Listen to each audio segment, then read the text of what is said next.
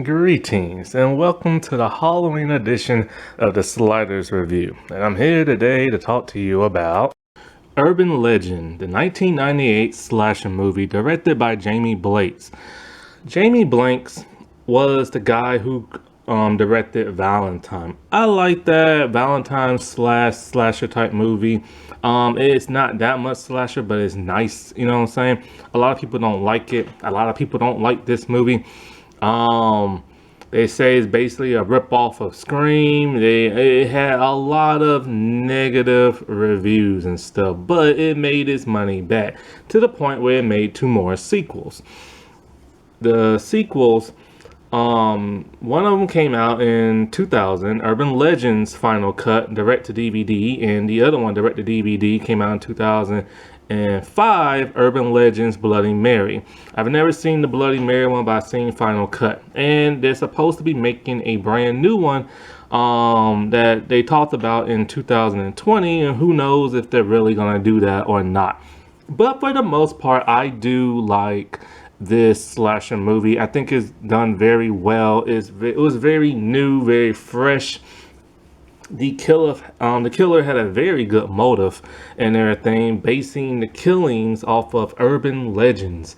But I understand why people might think this might be like a ripoff of Scream, even though it's kind of not, because, well, actually it is a revenge killing and everything. So I can see that take on it. And also, it's one of the peers and stuff like that.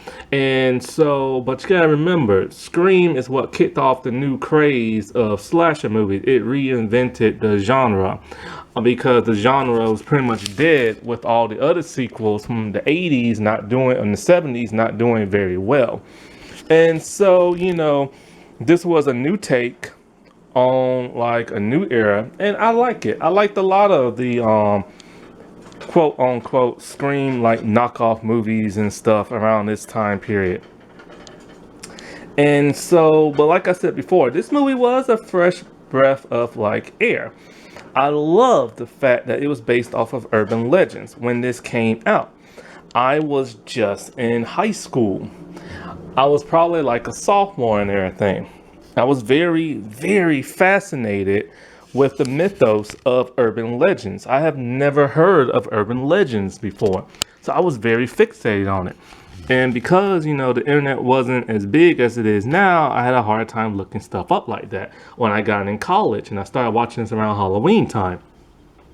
I went to my library looking for a book on urban legends, and I sadly could not find one. And even though the internet was improving around that time I was in college, it wasn't improving fast enough to where, you can find tons of stuff, and it wasn't like all these other shows based on urban legends and stuff like that. But I was very fixated on urban legends. And so this has a huge star-studded cast. Normally when it's a star-studded cast, it doesn't do well. And, this movie was panned for the most part, but like I said, it made its budget back and everything, and a lot of people really do like this movie. It's, a cult classic now and stuff. It introduced me to the final girl, the main actress in this, being that of Alicia Witt. It introduced me to Jared Leto. Who else? It introduced me to Loretta Devine. It introduced me to Tara Reid. It even introduced me to like horror legends themselves, Robert Englund, and also Brad Dourif and everything. But some people I was already familiar with. I was familiar with Rebecca Grayhart. I was familiar with Joshua Jackson. I was familiar with Michael Rosenbaum. And so, yeah. So say what you will say about this, but I think it's a really good one. It has nice music. It has a nice atmosphere there in college and everything. And, so it's not that like, high school setting. They're older, they're going to make them mistakes. So when they do stupid stuff and all this other crap, like you don't feel that bad because they're adult. And when I say stupid stuff, I mean like there's no underage sex or drugs or alcohol, nothing like that, because they're older now. However, what's interesting is that there's a weird, interesting internal twist to this. Technically, the quote unquote good girl, the final girl, who's our hero, who we root for to live, she has a dark past. Her dark past is what resulted in all these people dying. The killer, also a unique twist. The killer is technically like avenging the death of a loved one and everything. So even though the killer is doing bad stuff, it's because of the result of this. However, it's when they start killing innocent people, that's when it starts to get bad. Now, what's really interesting about this is that if you were to have a slash movie of the day, you'll have like a group of friends similar to that of I Know What You Did Last Summer. And those friends will be targeted and hunted down by a slasher. What's cool about this is just like Scream, the killer is only after the final girl. The friends that end up dying, the group of friends, they're barely in the movie and they're not even being hunted, but they do get like, killed as a result of that with the final girl by association. And any faculty members that get off and everything is to either cover tracks or the killer getting pissy at them, similar to that of Scream and everything. And so, yeah. I think that's really cool, like, because with this movie, you don't know who the killer is. Like, you really don't. And you spend all your time guessing and everything. And I love that. I hate when it's predictable. In Scream, it was so predictable and everything. But here, you really have no idea. And so the movie starts off with a girl, and, she's driving in, like, the rain, and she's playing music. She's listening to Vitamin C and everything. At least I think she is. No. She's not listening to No, she's not listening to Vitamin C. I'm thinking a scary movie, my bad. She's listening to, I think, Dido or something like that. She's listening to somebody famous that they parody off in Scary Movie. And so, she goes to like a gas station. The clerk attendant is the dude who voiced Chucky. And so he tells her he needs her to like come inside and pay because something's wrong with the credit card. It's raining. She's already frightened and everything because she don't know this strange man. When she goes inside, she sees that like nobody's on the other line, and he lured her in to the place, and he's trying to tell her something. She's scared. She sprays him with mace, and she runs out, breaking the window, and she runs back to her car, and she drives off. And he screams out to her, somebody's in the back seat. He has a stuttering problem, so he couldn't get his words out at first when he was trying to tell her inside. Then next thing you know, here comes somebody with the axe in the back seat based off of urban legend, and they get her and everything. So after that, we are now at our school, Pilmington. It's a fictional college, a very nice college. I like the location that they use. It's a very prestigious school and everything. And so with this college, we get to see our group of like, friends and everything, and our final girl. And the final girl is Natalie, and she has a group of friends. She has, let's see, Brenda, who's her best friend, Sasha, who is dating what's his name, Parker. And then so there's Damon, and so Paul's not really their friend, but they know him. He works for like the newspaper and stuff. And so Damon and Parker, they love pranking people. They're fraternity guys. They love talking about like urban legends and everything like that, trying to scare people. Everybody has their own really distinct type of personality. Like Damon and Parker are pretty much the same. They're like jerkish, like frat guys who prank people and are very obnoxious. They have very like childish and everything. There's Sasha, who's like, the cute, sexy dressing, like girlfriend and everything. Brenda's the nice best friend, and of course there's the final girl, Natalie. And Paul's kind of like the loner, I think I'm cool kind of guy, even though I'm a loner, like dressing like trench coats type person like that, And like, they're talking about the urban legends and how they heard this happened to like a school, and then they tell the story of what happened to Pilmington. Apparently there was a massacre back in the day, and only one teacher teacher survived and everything. Professor Wexler, the dude who played Freddy Krueger. And so they believe it was a cover-up and everything. They believe that, The professor just went mad, killed like his students and everything, and like the school dean, Adams just like covered the whole thing up and like all that stuff, you know. And so like this really freaks out Natalie and everything. She doesn't like hearing about this, and she doesn't like urban legends whatsoever. And so we get to see her roommate Tosh, a goth girl, played by Danielle Harris from the Halloween movies. And so Tosh is very like mean. Like she's one of those mean goth girls. Doesn't like girls who dress colorful, nothing like that.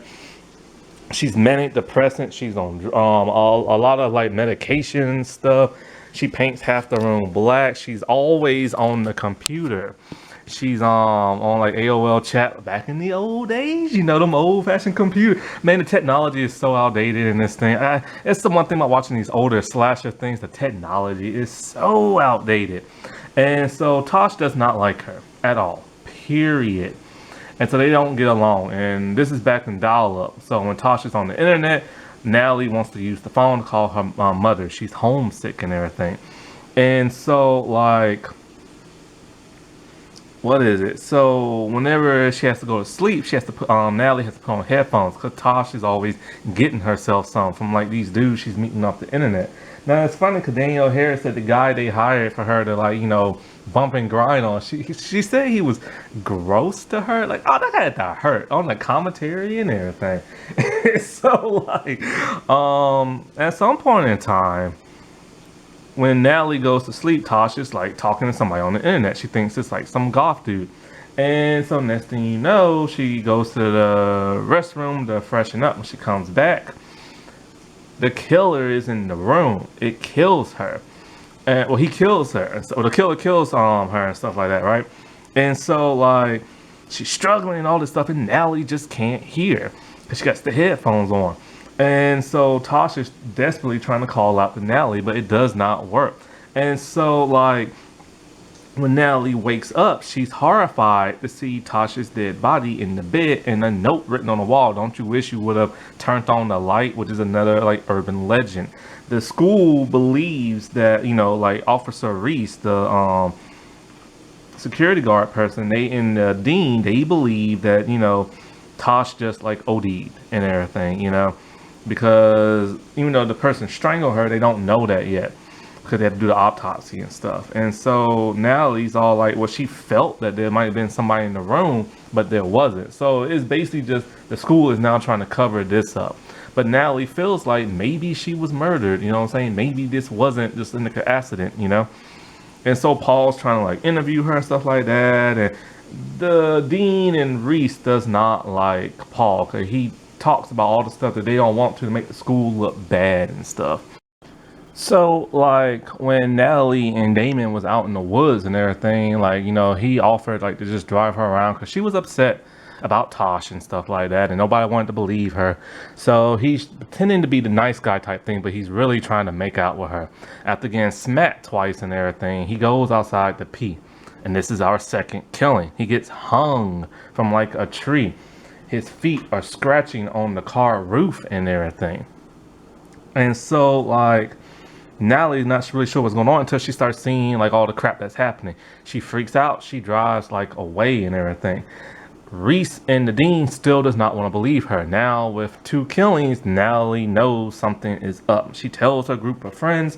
They don't believe it as well. They say, you know, Damon knows the urban legend of the feet scratching on the car and everything, and that's just him pranking them.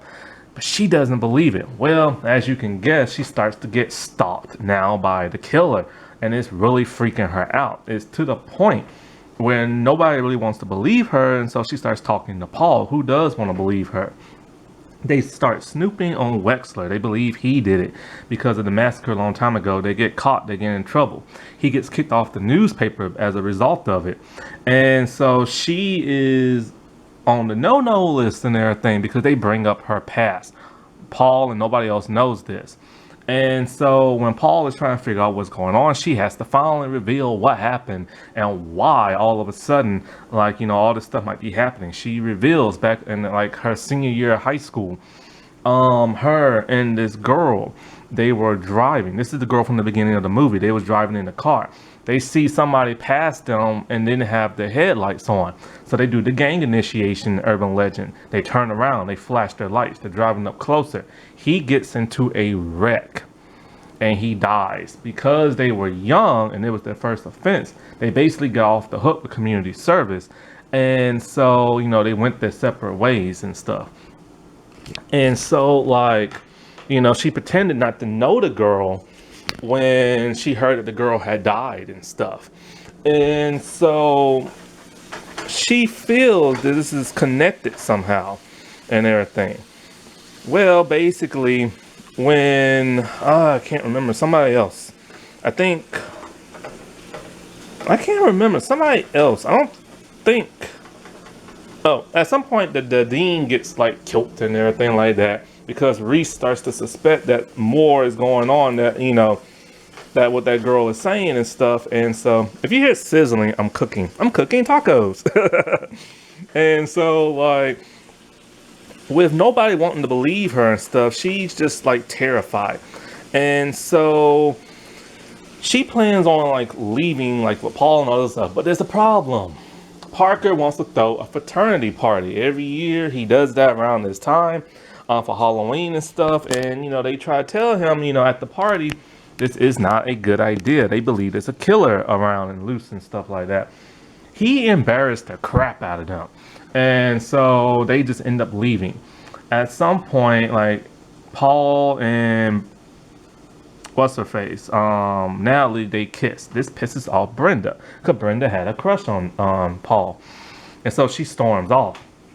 And then so the next victim is Sasha. Sasha's death is by far one of the best. It's a really good chase scene. I don't know what urban legend this is based off of, but she's in her little radio booth because she's like a sex advisor or something like that. Thinks she knows everything about sex and all this crap. She gives them bad advice. And so, like, one of the disc jockeys who helps her with the records, he gets taken out. Then the killer comes after her. I love the outfit Tara Reid is wearing. This is like when I really started to crush on her big time. Like, I've been crushed on like Rebecca Greyhart back in the day, and then I started crushing on Allison Witt. But like, I started crushing on like Tara Reid, you know, because of this movie and stuff. I really love when she had like more weight to her body and stuff. Because then when I saw her in like Cruel Intentions and like, you know, American Pie, the second one, she got like really skinny all of a sudden and stuff. And so, like, her chase scene was just like glorious. It's your classic slasher movie chase scene. It's nighttime. She's running. She's crying. She's screaming. Like, you know, she's frantic. And the killer is just like, you know, almost getting her, but not. And she's able to escape. And there's all this other crap until she's finally backed up into a corner. And here comes the killer with an axe and everything. And he gets her. At this point, see, she had her headphones on, so the whole school could hear, but because they was at the Halloween party, they assumed it was just like fake audio. You have Natalie running to the radio station and comes within seconds of trying to save her, but cannot. So she's more frantic. She runs, she finds Paul. Paul's all like, I told you to, like, you know, stay in like the room and all this other crap. And so she starts to suspect it could be anybody, even Paul and stuff. So she doesn't really trust him. At some point, she sees that Brenda, they all decide, you know what, they're going to hightail it on out of there. They can't call the police because the dean has said that these three, Natalie and like Paul are like pranksters, and, you know, they're going to lie about it and stuff. So they have to get out of the campus and into like the city and stuff like that and find like, you know, help. And so at this point in time, they hear a weird noise and stuff. And so when they go to the gas station, Brenda and, you know, Natalie, they're like, oh, you know, I'm sorry for kissing, what's the name, this and that. They hear somebody's cell phone going off. They open the trunk and Wexler's dead body is in there. And so, like, they're freaked out. Now they think Paul's the killer. They take off running. but Brenda like trips, and then we hear her scream and everything. And so Natalie's running all through like the woods and like the highway and like all this other stuff. And she gets stopped by like the janitor at like the school. Now the janitor's very creepy looking. So when she's in the car with him, she's like terrified and she looks in the back seat and it's the same type of coat that the killer wears. So she's scared, like, let me out, let me out. But then something happens. They pass a car. And so the car didn't have no headlights. And the man's all like stupid kid drivers, and he turns his headlights on, flashing them.